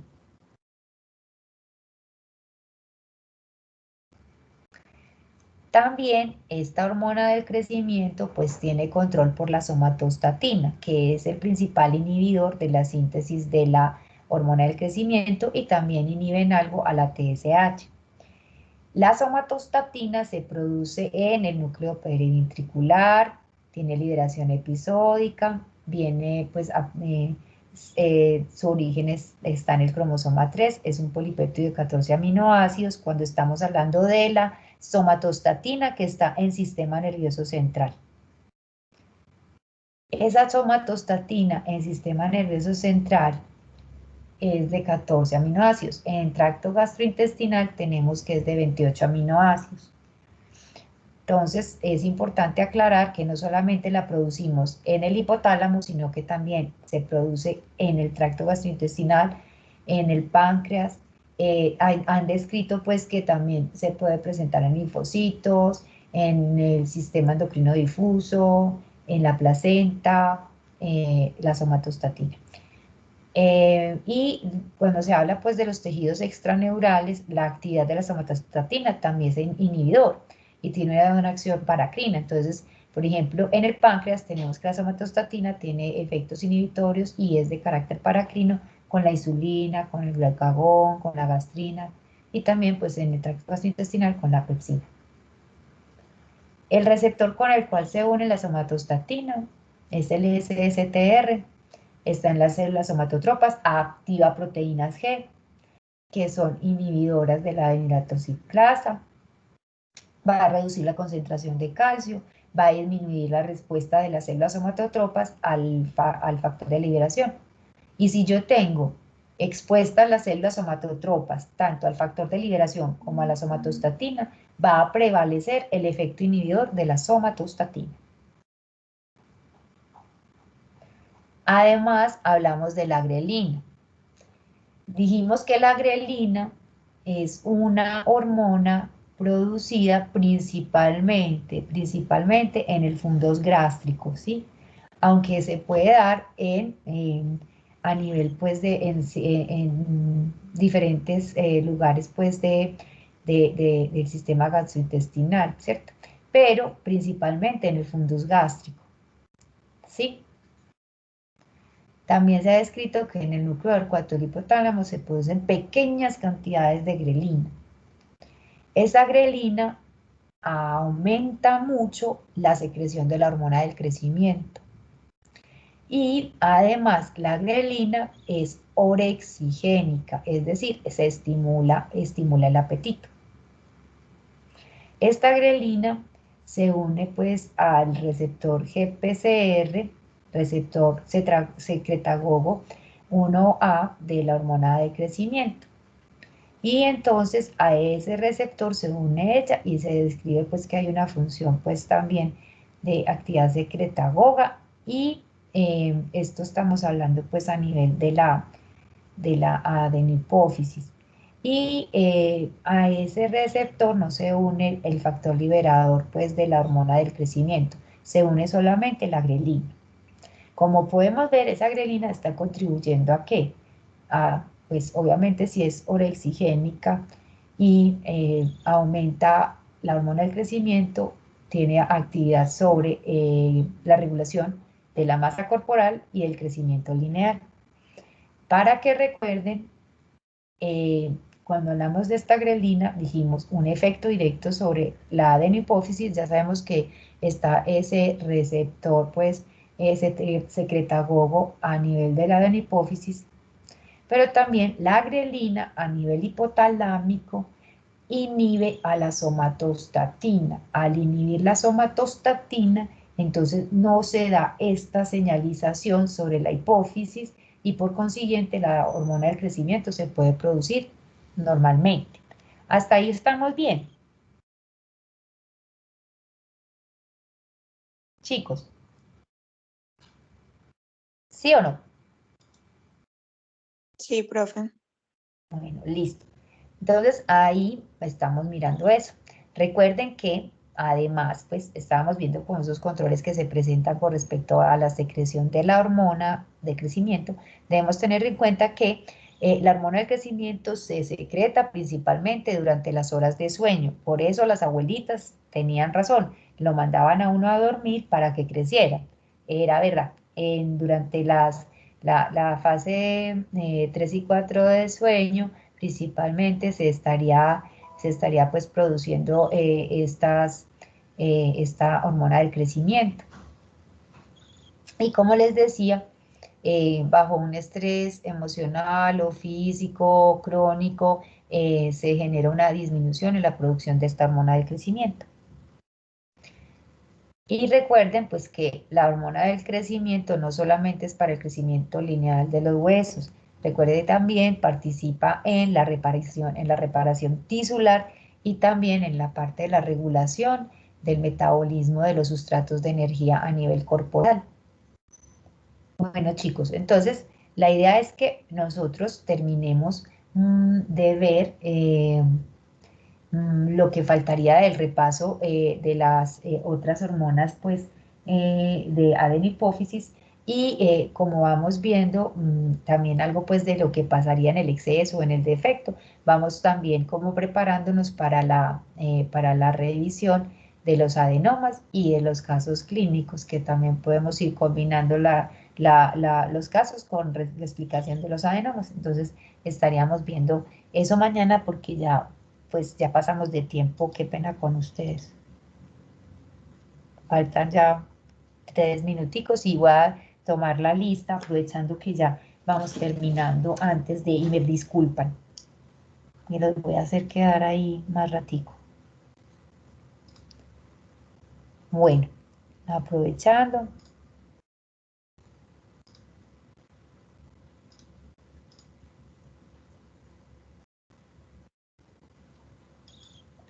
A ver.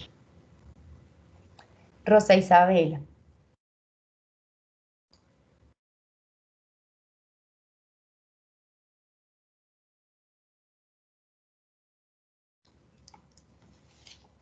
Perfecto. Valeria Rosa. Yo sí estoy en el que es, que no, sí, 2701. Valeria Rosa. Jesús David.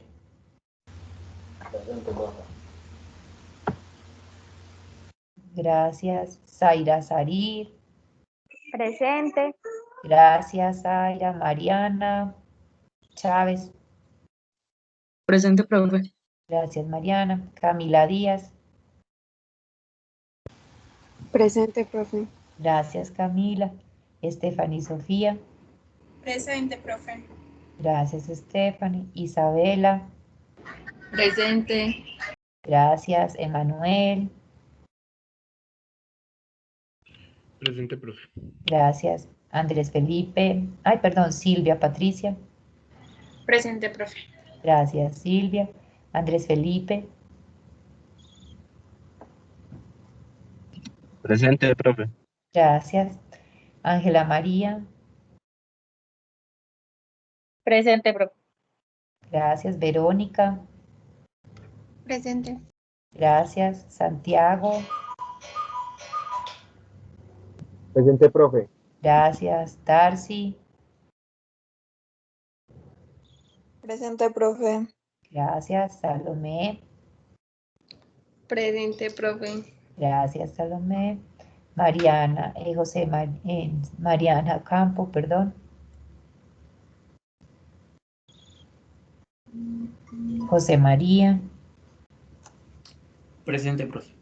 Gracias. Ana María Pérez. Hola, profe, presente. Gracias, Ana María. Hola. María Paulina. Valeria Restrepo. Profe, presente, María Paulina. Gracias, María Paulina. Valeria Restrepo. Presente, profe. Gracias, Gina. Presente, profe. Gracias, María Camila Sosa. Presente, profe. Gracias, Michelle Zambrano. Presente, profe. Listo, chicos, nos vemos. Nos vemos mañana.